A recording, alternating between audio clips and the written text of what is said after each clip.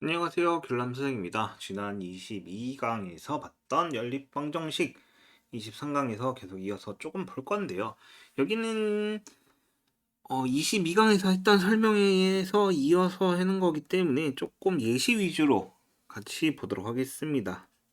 여러 가지 연립방정식, 사실 여기서 설명했어야 될 거를 22단원에서 뒤에서 조금 설명을 한 게 있긴 해요.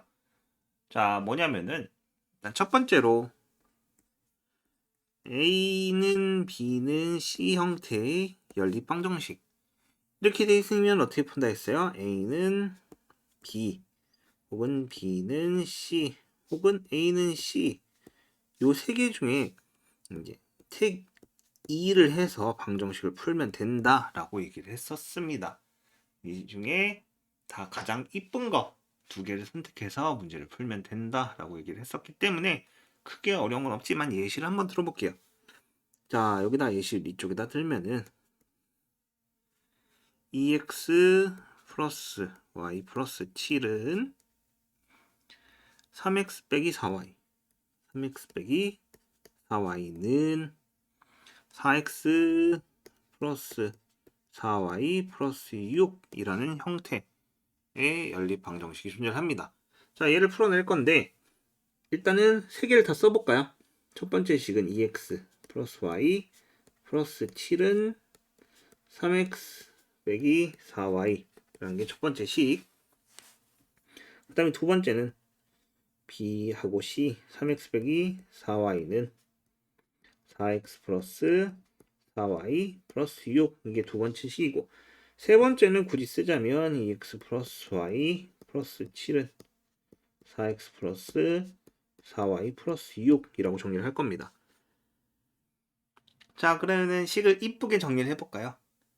식을 좌변 또는 우변으로 다 넘겨서 정리를 할 건데, 쌤이 임의로 빠르게 정리를 할게요. x 빼기 5y는 7.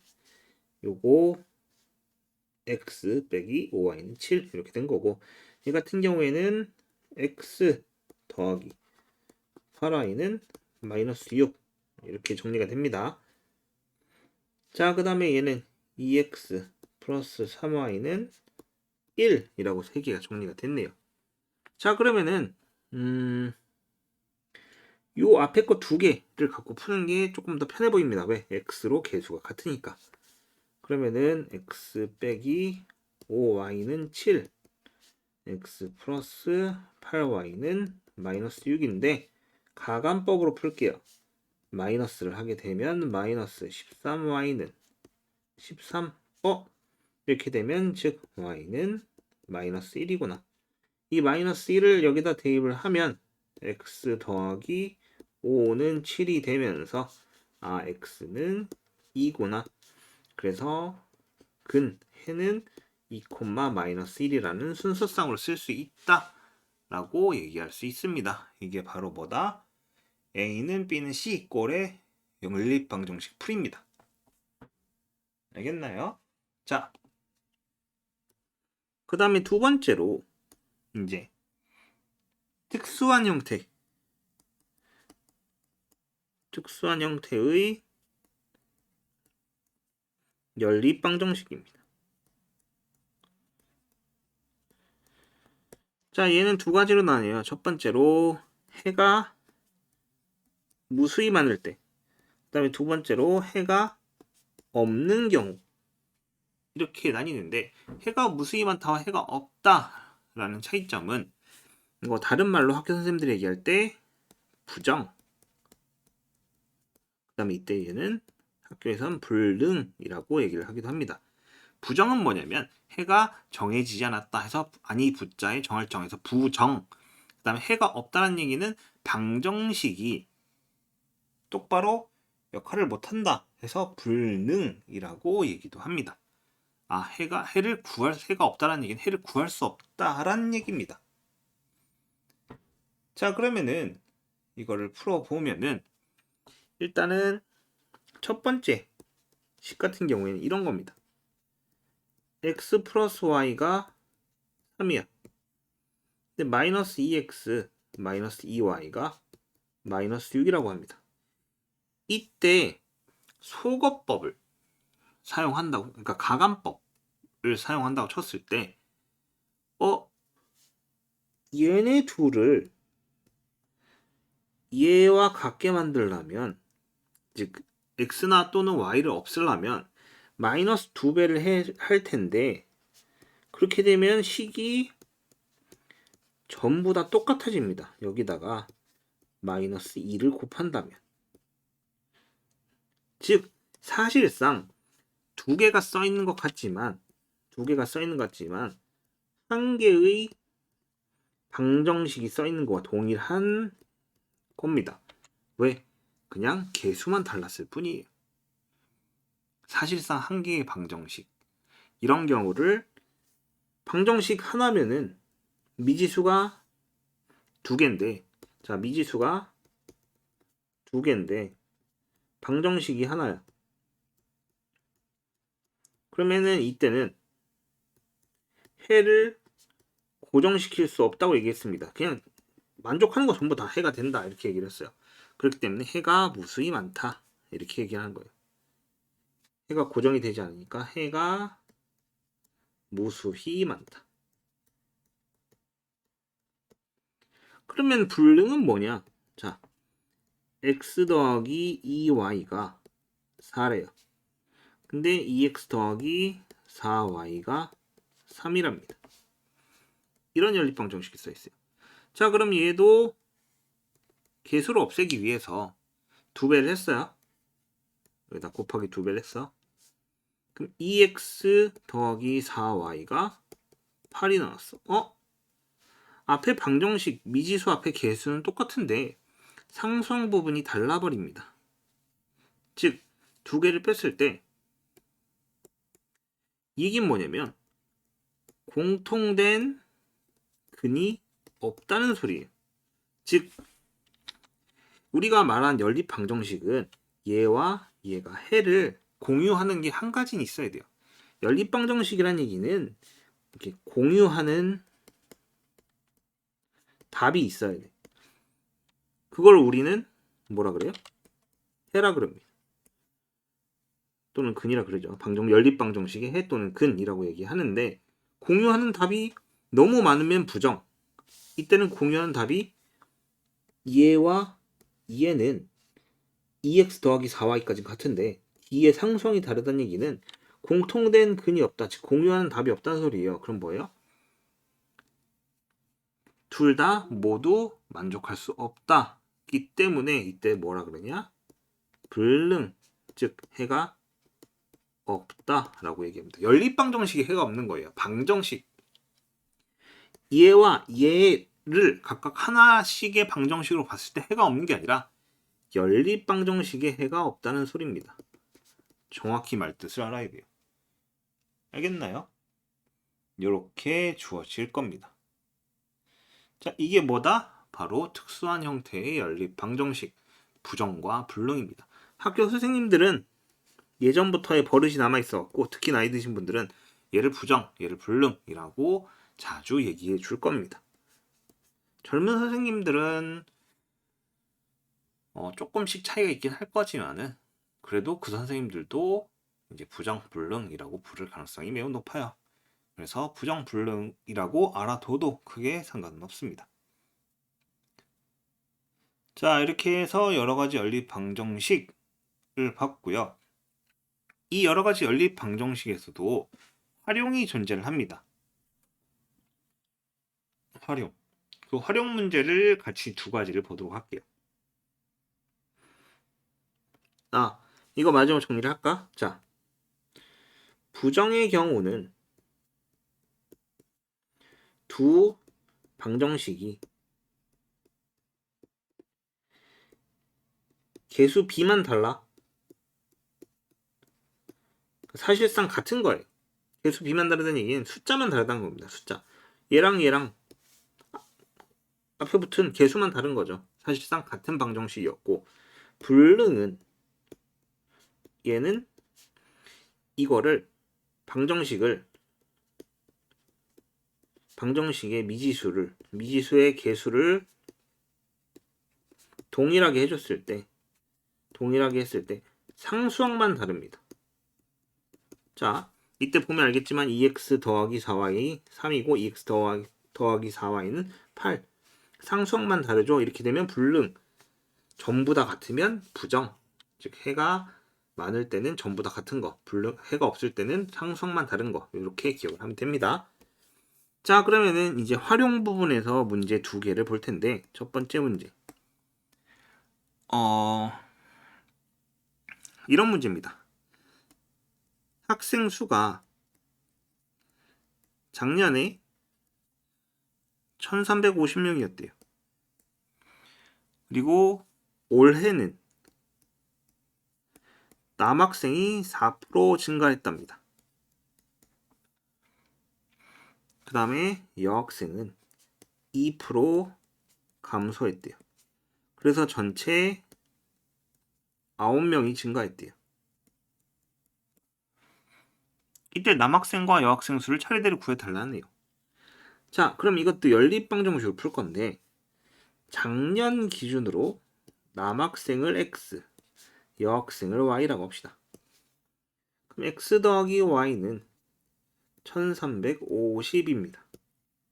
남학생과 여학생 더하면. 자, 그럼 올해는 남학생이 4% 증가했으니까 100분의 104x 더하기 여학생은 2% 감소했으니까 100분의 98y가 될 겁니다.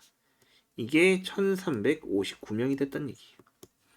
자, 4%와 2% 증가했다는 얘기는 이겁니다. 자, x에다가 더하기 4% 증가했다는 얘기는 0.04x니까 더하면 1.04x인데 요거를 100분의 104x라고 이렇게 분수로 쓴 것 뿐이에요. 그 다음에 여학생도 감소했다고 그랬으니까 y 더하기 마이너스 0.02y 이렇게 해서 0.98y 이렇게 쓴 겁니다. 뭐 요 정도는 이제 여러분에게 보여드렸어요. 이건 지울게요. 필요 없으니까. 자, 이랬을 때 얘를 풀기 위해서는 양변 100을 곱하게 되면 104x 더하기 98y는 1359 뒤에다 00 두 개를 붙이게 되겠죠. 그 다음에 얘를 갖고 풀어야 되는데 자, y를 없앨까요? 98y는 자, 1350에다가 98을 곱하면 1350에다가 98을 곱하면 얼마일까? 1300 13만 2300 이렇게 될 겁니다. 자, 이거 어떻게 한 거냐면 원래는 곱하기 98이잖아. 이렇게 이거를 100 빼기 2로 바꾼 다음에 요게 곱하기 100 그 00 뒤에 붙이고 98에 그러니까 요거 곱하기 2 한 게 2700 해서 뺀 겁니다. 그래서 요렇게 계산을 빠르게 한 거예요. 그럼 두 개를 빼게 되면 두 개를 빼게 되면 6x는 얼마일까요? 앞에 13만원 없어질 거고요. 3600 정도 되겠네요. 그렇다면 x는 600, y는 600명이니까 여기다 600을 빼면은 750 이렇게 되겠네요. 남자 600명, 여자 750명. 이런 식으로 차분하게 식을 세우고 무엇을 x, y로 놔야 하느냐 그게 포인트입니다. 그걸 잘 놓고 문제를 풀어나가면 돼요. 자, 그 다음에 두 번째 또 많이 나오는 형태인데 보통 이게 남학생, 여학생 학생 수 구하는 거와 또 그 다음에 영양제 혹은 약 같은 거의 성분 이제 얘기를 합니다.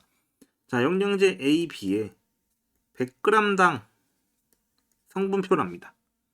철분과 비타민 C에 대한 성분인데 A와 B에는 각각 100g당 철분이 0.4, 그 다음에 0.6, 그 다음에 비타민 C가 이제 비타민 C 32g, 그 다음에 8g이 들어있다고 합니다. 이때 나는 철분을 3mg, 여기 mg이에요. 여기 mg. 비타민도 mg 단위인데 철분을 3mg 먹고 싶고 그 다음에 비타민을 80mg 먹고 싶대요. 그럼 나는 각각 A와 B를 얼만큼 먹어야 되느냐? 라고 물어보는 거죠. 자, 이때 내가 먹어야 되는 A의 양을 X, B의 양을 Y라고 합시다. 그럼 나는 철분을 0.4Xg 먹게 되는 거고 그 다음에 0.6Yg 먹게 되는 겁니다. 그래서 총 3mg 먹어야 돼요. 그 다음에 비타민 C도 32Xg 먹을 거고 여기 Xg에다가 곱하기 32를 한 거예요. 그 다음에 8Yg을 먹어서 총 80g을 먹을 겁니다. 그럼 여기다가 10을 곱하게 되면 4X 더하기 6Y는 30. 자, 두 개를 이제 정리를 해야 되는데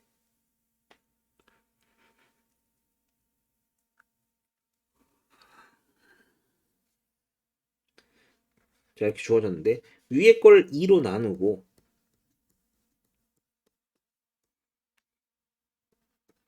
밑에 걸 4배를 하면은 이렇게 처리가 되고요. 두 개를 빼면은 20y 마이너스 20y는 마이너스 80. 즉 y를 400g 먹어야 되는 거예요. 100g 당이니까.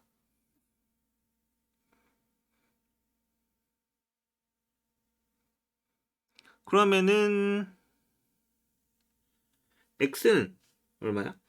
y가 4니까 4, 4, 16.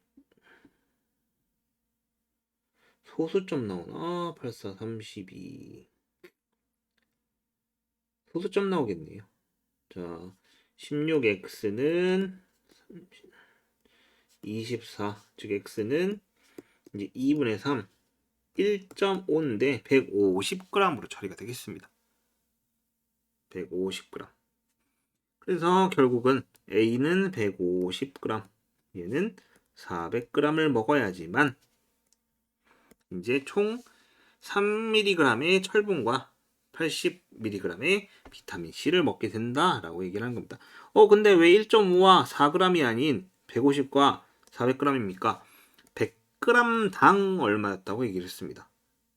여기서 1.5는 100g이 1.5개 있어야 된다. 100g이 4개 있어야 된다라는 의미와 같아요. 그렇기 때문에 이런 식으로 풀어냅니다. 자, 이렇게 해서 여러 가지 연립 방정식을 같이 봤고요. 연립 방정식 단어는 어렵게 나오려면은 한도 끝도 어렵게 나올 수 있어요. 특히 활용 부분 같은 경우. 근데 그렇지 않은 이유는 계산을 어느 정도 시간을 들여야 하는 거기 때문에 그렇게까지 나올 수는 없고요. 시험상에서는 항상 여러분이 풀 수 있을 정도의 연산 수준으로 나온다는 거. 그렇기 때문에 어려워할 필요는 없다는 겁니다. 적당한 수준의 연습만 하면 꼭 맞출 수 있어요. 기본만 알아두고 넘어갑시다.